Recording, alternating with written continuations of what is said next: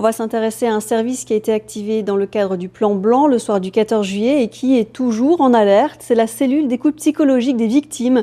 Elle reçoit les personnes directement touchées par l'attentat ou les proches ou les secouristes. 5 antennes leur sont ouvertes en ville. La principale, à l'hôpital Pasteur, a accueilli plus de 1500 personnes. Catherine Lioult, Séverine de Kellman. Dans cette cellule d'urgence socio-psychologique de l'hôpital Pasteur, ils sont encore 19. Des psychiatres, des psychologues, des infirmiers et des bénévoles de la protection civile. Et ils sont venus de toute la France pour prendre en charge les familles et relayer le temps de quelques jours les équipes niçoises. Nous venons de Haute-Corse et nous sommes là, nous repartons ce soir. Nous sommes uniquement venus pour le week-end en renfort. Aujourd'hui, l'urgence est passée. Mais plus de 120 personnes ont été accueillies quotidiennement dans cet amphithéâtre, juste après l'attentat. À chaque fois, il a fallu gérer médicalement la souffrance des familles. Les soignants ont été confrontés à des situations insoutenables. Tous les professionnels qui ont été présents sur place dans les premières heures, la violence de ce qui s'est passé a marqué tout le monde et laissera une cicatrice. Notre rôle à nous, c'est d'aider à ce que la cicatrisation de chacun se fasse dans les meilleures conditions possibles, à la fois sur le plan de la cicatrice du corps, mais également la cicatrice au niveau psychique. Parler pour surmonter le traumatisme. Comme pour les familles des victimes, les soignants et les bénévoles devront être soutenus. Un conseil, pas une obligation, pour continuer à aider. On sait très bien qu'ils sont en état de choc, comme tout le monde, que le choc est plus ou moins important selon les secouristes. Donc on leur conseille effectivement de suivre nos débriefings et puis d'assister à ces séances et pourquoi pas d'avoir un suivi un petit peu plus personnalisé par la suite. Pour tous, un numéro reste toujours disponible, le 01 43 17 56 46. Il y aura toujours quelqu'un au bout du fil pour écouter et orienter médicalement ceux qui en éprouvent le besoin. Bonsoir Frédéric Jauvert, vous êtes le référent de cette cellule d'urgence médico-psychologique des Alpes-Maritimes. Je disais, ça fait 10 jours que vous fonctionnez maintenant. On imagine bien que les consultations que vous donnez aujourd'hui ne sont pas du tout les mêmes que celles que vous avez pu donner le 14 juillet dès 23h. Voilà, tout à fait. Ce n'est pas les mêmes en nombre, il y en a moins maintenant, en intensité aussi, avec le fait que les premiers jours, on est dans la période la plus aiguë pendant 48 heures.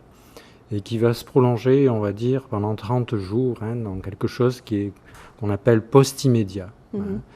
Et l'idée actuellement, et avec toute l'aide dont on a bénéficié jusqu'à présent, de la part de toutes les autres cellules d'urgence médico-psychologiques nationales, qui nous ont, on va dire comme ça, sont venus en appui pour notre travail, c'est de prévenir les troubles qui peuvent apparaître à un mois de distance de l'événement. Alors justement, est-ce que tous ces troubles sont visibles, perceptibles, de quelle nature ?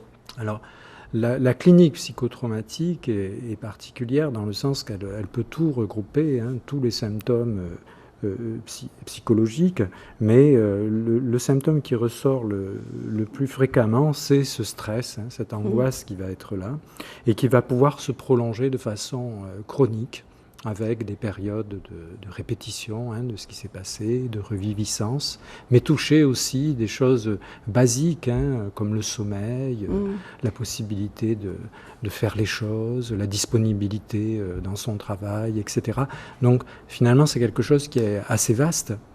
Alors on pense évidemment aux victimes, aux proches des victimes, aux secouristes, mais ça peut aussi toucher toutes les personnes qui étaient sur la prom, et on sait qu'il y en avait un certain nombre de milliers ce soir-là, ça fait beaucoup de monde. Et c'est l'inquiétude de se dire, voilà, on a fait un maillage précis pendant les premiers jours, et notre idée, c'est de pouvoir faire passer l'information, comme vous nous aidez à le faire ce soir, du travail de la CUMP en général, mais en même temps aussi de se dire, voilà, il y a des personnes qui ne sont pas venues, c'est peut-être pas facile comme ça de venir raconter les choses et de pouvoir les dire, mais on va essayer, si vous voulez, par le biais d'un des postes d'unité médico-psychologique qu'on a mis en place sur l'hôpital de Pasteur 2, à travers un numéro, de pouvoir commencer à construire les consultations pour les troubles chroniques qui pourraient apparaître après. Alors, le numéro, on va le passer.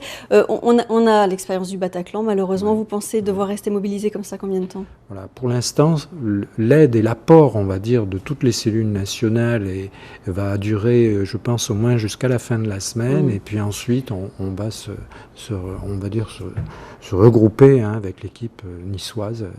Mais en même temps, avec une coordination hospitalière qui est importante de la région, à la fois le CHU de Nice, l'hôpital Lanval pour les enfants et nos collègues du centre hospitalier spécialisé de Sainte-Marie. Merci beaucoup, Dr Javert. On a vu le numéro de téléphone, effectivement, qui reste en place. On peut appeler à défaut de se déplacer pour joindre la cellule d'écoute.